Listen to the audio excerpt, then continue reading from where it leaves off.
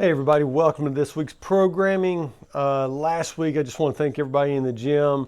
Y'all did awesome for the coaches. I got a lot of compliments on the coaches, and just want to say thank you once again for letting everything, for keeping everything going nice and smooth with no hiccups last week. If This week's going to be our second to last week of this strength cycle. So next week is going to be PR week. We're going to be able to test some things out, see where we stand, and then we'll get to start our new cycle once the school year starts back.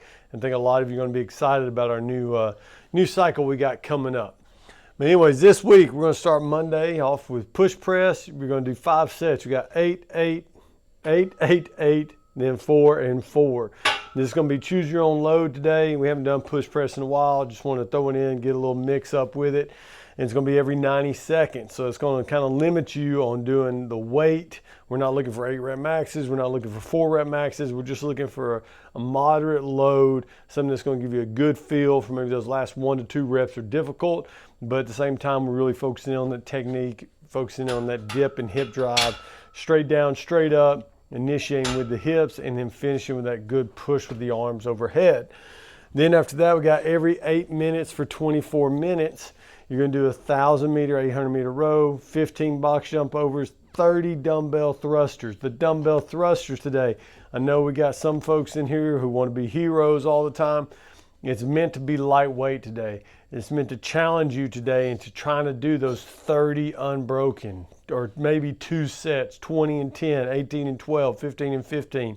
But we're trying to get those big sets in with lighter dumbbells, really focusing on that core work, because that row is really going to fatigue our legs and our core. That box jump, once again, fatigues our leg, gets our core, and jacks our heart rate up even more. Then we're getting into that thrusters where we got to breathe, remain calm, and fluid in our motions, making it work for us. You get done in 5 minutes, you get 3 minutes of rest. If you get done quicker, you get more rest. Get done slower, you get a little bit less rest. But with that little bit, being a little slower, a little less rest, that's probably going to make it repeatable efforts for you, because we always want those times to be consistent across the board. Tuesday, we're going to our deadlift and bench. We got 2 reps of deadlift, keeping that 2-0-X1 tempo. 2 seconds down, no pause at the bottom, fast up, 1 second pause at the top. Then we got bench press, dropping it down to 4 reps.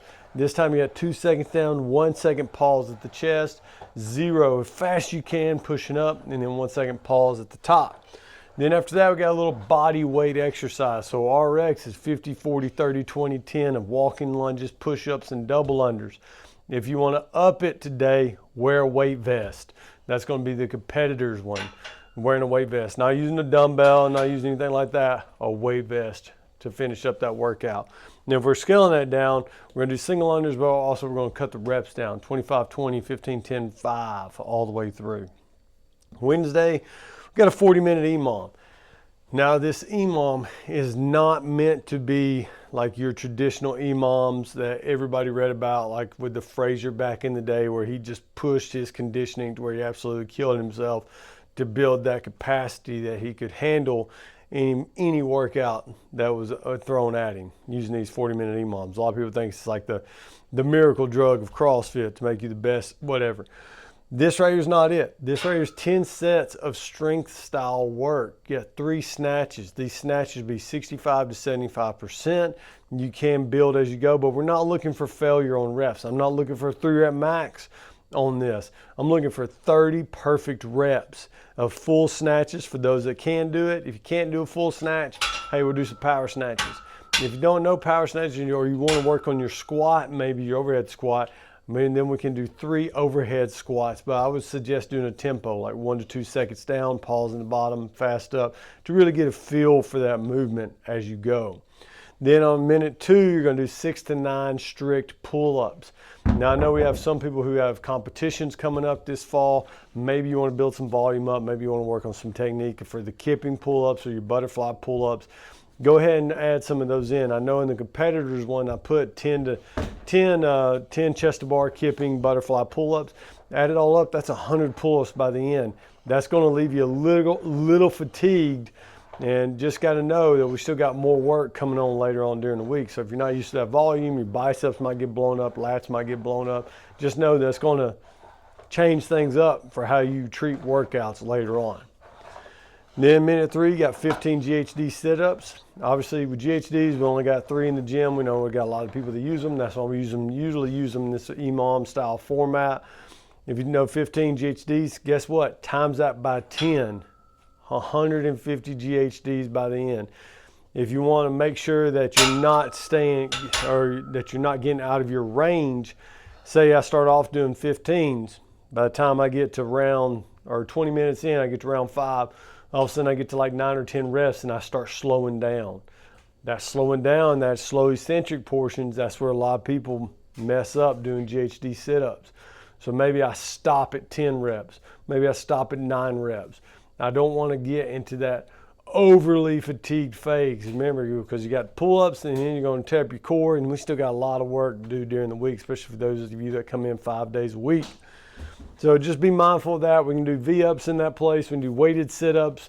We do weighted V-ups, do straight leg sit-ups. We got a whole variety of exercises you can use. Just talk to your coach. But generally with these, we should have about 30 seconds or more of rest after each exercise. And then you got the 1 minute of rest in between. So man, you're looking, what is that? 1, 2, 2.5 minutes of rest out of that 4 minutes of work, or out of the 3 minutes of work. Every 4 minutes, you should have 2.5 minutes of rest pretty much. That's why it's more of a strength workout, not so much of a conditioning workout that you usually see with the EMOMs, those long EMOMs.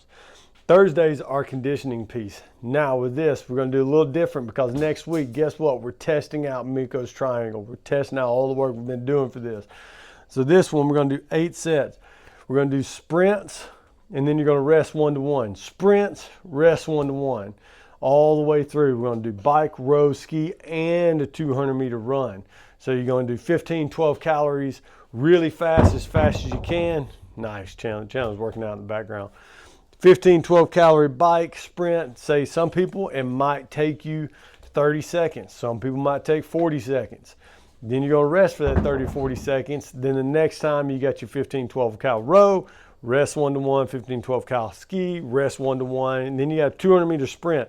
200-meter sprint, I know is really tough to get in that 1 minute or less mark for a lot of folks. And so I also have a 200-foot shuttle. Start where the bikes are, run all the way down to the end of the gym, and then run back. You could probably turn that shuttle run into a max 30 to 40 second effort, but you'll probably get down and back like once or twice, maybe 1.5 times for that interval on your run. Then we got some core work at the end. This right here is going to take a little while, so it's going to be a very short warm up. Come in, loosen up the hips, get going.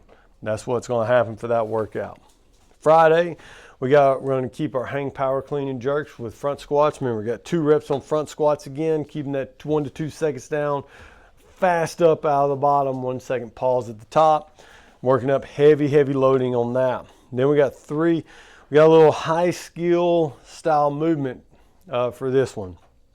We're going to do, starting off with 3 rounds for quality reps. You're going to do 21 power cleans. Now, I have 95-65. This is going to be for both competitors and RX. Even RX, if you want to do 75-55, that would be a good idea.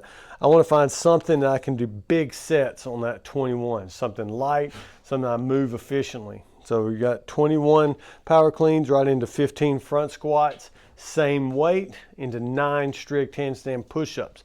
If you don't have strict handstand push-ups, we're going to bring the boxes out. We're going to scale them down to that. You're not scaling down to kipping handstand push-ups. We're working on strict handstand push-ups, especially this time of year. Slow it down, even if you got to use dumbbells and do dumbbell Z-press, seated Z-presses. Then we're going to rest for 3 minutes after you do 3 rounds for quality on that one. Then we're going to do something for time. We're going to add some weight on the bar. You're going to do 225, 155. And then if let's go down 185, 125. But now we're going to work on our kipping handstand push-ups. You got 21 kipping handstand push-ups right into 9 power cleans for time on that. And that's just changing it up a little bit. And then Saturdays, We're doing a partner workout again, and it's going to be the same ones we did, teams of 2, but it's going to be EMOM style. I'm so sorry that thing is not up there. But teams of 2, what you're going to do is going to be a 24-minute EMOM. Minute 1, partner 1 does 15 wall balls. What are you doing? Go ahead.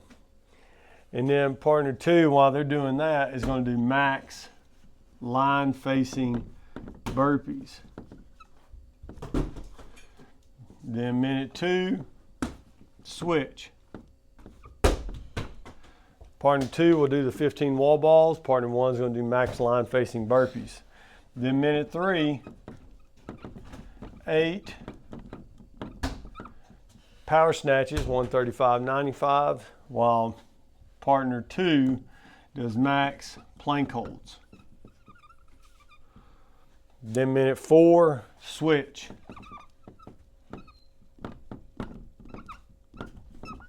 Partner 2 is going to do 8 power snatches. Partner 1 is going to do max effort plank holds. And we're going to repeat that 6 times going through. That's going to be Saturday's workout.